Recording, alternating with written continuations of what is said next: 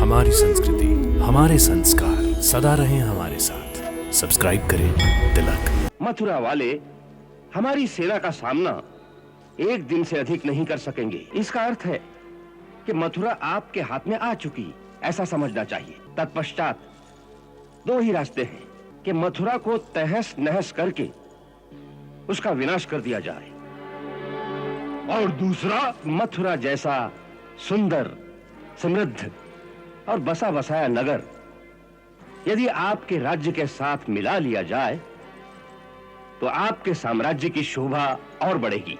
और जहां तक महाराज कंस की हत्या के प्रतिशोध का प्रश्न है, तो उसके लिए तो उन दो ग्वालों कृष्ण और बलराम को शूली पर चढ़ा देना ही पर्याप्त है। उसमें सामान्य प्रजाजनों का क्या दोष है? उनका दोष है महाराज शल्य, क्योंकि उन्होंने उस हत्यारे कृष्ण की जय जयकार के नारे लगाए थे। नारे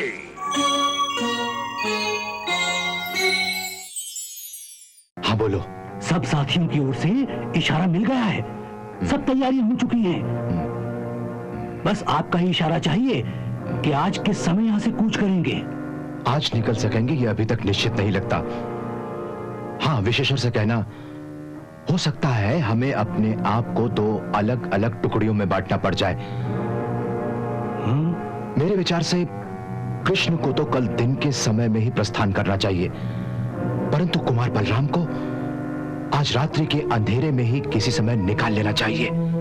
सो उसके लिए मेरे इशारे की प्रतीक्षा करो। जाओ। जो आज्ञा।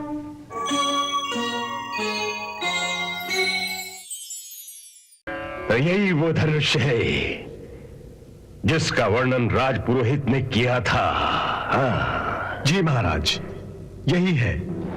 अरे उन्होंने ये भी कहा था कि यज्ञ की समाप्त होने से पहले यदि ये धनुष टूट गया या तोड़ दिया गया तो ये अपशकुन यजमान की मृत्यु का सूचक होगा। जी महाराज, याद है।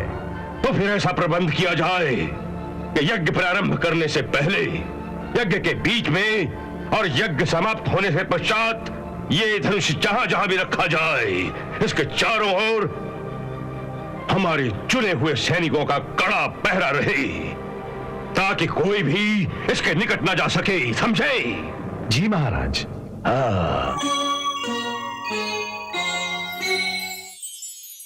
देवकी भाभी ने कंस के सामने इस बात को स्वीकार करके कि कृष्ण उन्हीं का पुत्र है, हमारी सब योजनाओं पर एकदम पानी फेर दिया है। आज समस्त यादव वीरों के सामने सबसे बड़ी समस्या यह है कि राजकुमार कृष्ण के प्राण उस क्रूर आतताई के हाथों से कैसे बचाए जाएं? क्योंकि उसे मथुरा बुलाने का अर्थ क्या है, यह तो हम सब समझते हैं। परंतु इस संकट को कैसे टाला जाए, कैसे टाला जाए? अक्रूर जी, आपने कहा था कि आप सब लोग गुप्त रीति से एक विप्लव की तैयारी कर रहे हैं। उसका क्या हुआ? यदि विद्रोह करना है तो उसका उचित समय यही है। मैं आपके साथ झंडा उठा के चलती हूँ। जब तक इस शरीर में प्राण है, मैं अपने कान्हा का बाल भी बांका नहीं होने दूंगी। देवी राजा की शक्तिशाली सेना के विरुद्ध विद्रोह करने के लिए केवल भावना के जोश से काम नहीं चलता।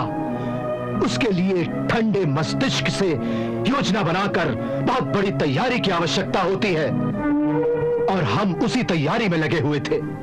इसलिए मैंने अपनी तैयारी के साथ साथ यह भी योजना बनाई थी कि बलराम और कृष्ण दोनों राजकुमारों को शस्त्र विद्या सिखाकर उन्हें भी युद्ध नीति और राजनीति में पारंगत कर दिया जाए। हमारे पास उसके लिए समय भी था, क्योंकि मैं देख रहा था कि कई वर्षों से कंस कृष्ण के बारे में विश्वास और अविश्वास के हिंडोले में झूल रहा है, क्योंकि बहुत कोशिश करने के बाद भी उसके हाथ में कोई ठोस प्रमाण नहीं लग रहा था कि यह बालक कृष्ण वास्तव में किसका पुत्र है।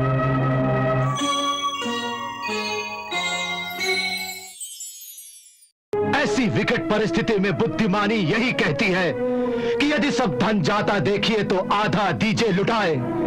इसलिए हमें एक बड़ा कटु निर्णय करना पड़ेगा। अगर कृष्ण को नहीं बचा सके तो कम से कम बलराम को तो बचा लेना चाहिए। इस समय कंस के जो सैनिक और गुप्तचर हैं, गोकुल के चारों ओर फैले हुए हैं। सबकी नजर केवल कृष्ण पर ही जमी हुई है।